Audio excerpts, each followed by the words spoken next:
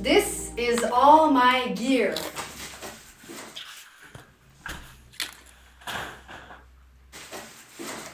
This is what you need if you want to survive in the mountains for multiple days. And don't forget the coffee, because if you want to start the day good, you have to have your coffee in the mountains.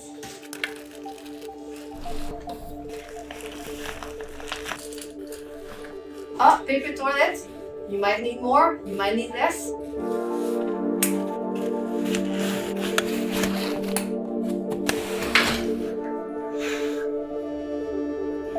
So photography has taken me all over the world in places like Patagonia, Peru, Nepal, Scotland, New Zealand. And picking the right location usually starts with something that sparks my curiosity.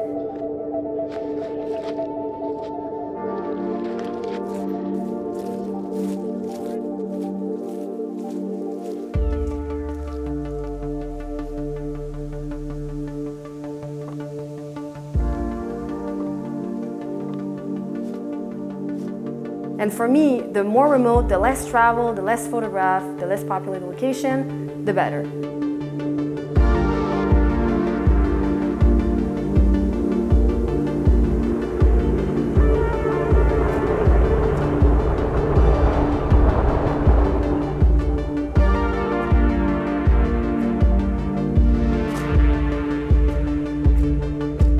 My typical process for composite photography is capturing all of the elements of my composite from the same area.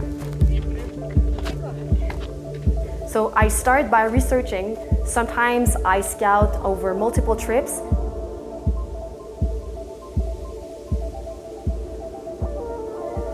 And then I visualize the final image. And I go back to capture all of the elements of my composite. And you can take multiple images, sometimes from different scenes and locations, from any time of the day, and then you merge all of this together into one final image without any limitations or rules.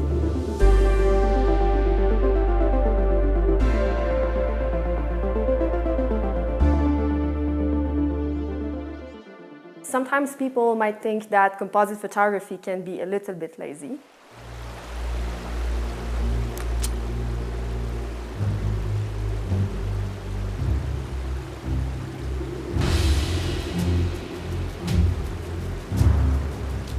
But for me, for my composite images, it's actually way more work than my traditional landscape photography.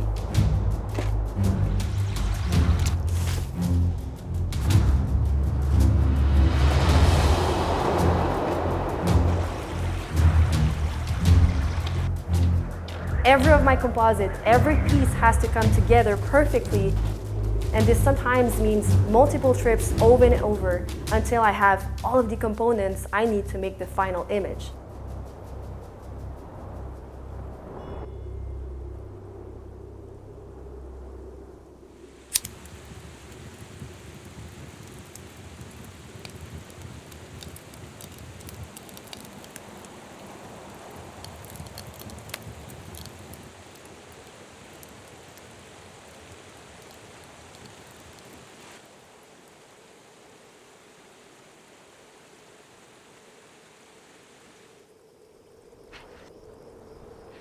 So right now it's about twilight, and I found this really cool spot where I will be photographing the background.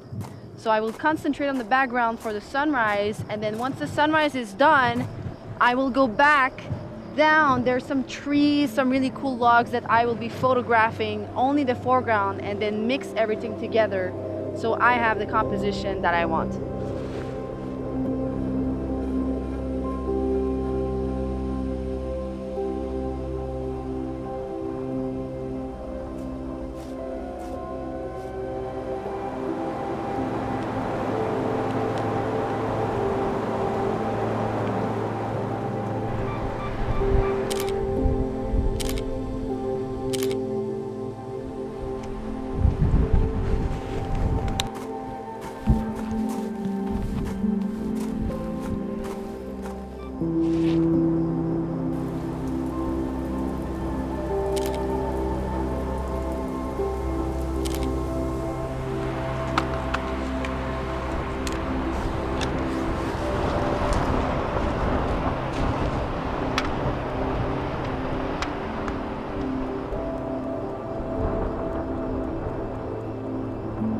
And I begin to put all of these pieces together on a canvas, and for me that's Photoshop.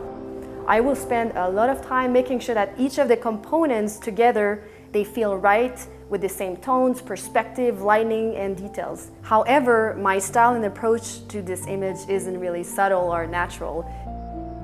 It's mixing alpine glow, stars, backlights, and those are all elements that don't necessarily go together. It's almost too surreal for a lot of traditional landscape photographers to accept and appreciate.